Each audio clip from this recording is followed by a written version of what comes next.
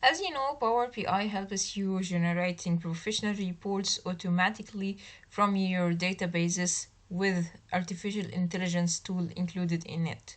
What you may don't know that Power BI helps you as well for providing machine learning models automatically as well.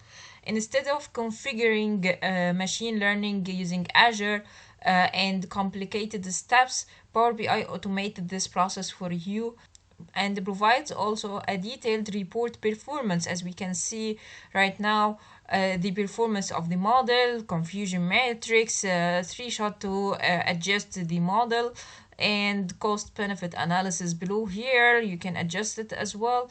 You can check the report accuracy using different curves, and also the training details, number of iterations, and more details. More than that, you can also extract the model itself as well as the report belongs to this model to Power BI desktop to provide more analytics for your machine learning model. If you are interested in learning how to configure machine learning using Power BI automatically, as well as checking its performance parameter, how we can enhance the model performance, how we can configure it, how we can connect it to Power BI desktop, and more information regarding machine learning types, supervised and unsupervised, and reinforcement, and other details in our course. If you are interested to learn all these things, please check the link in the description to guide you to our course. Thank you.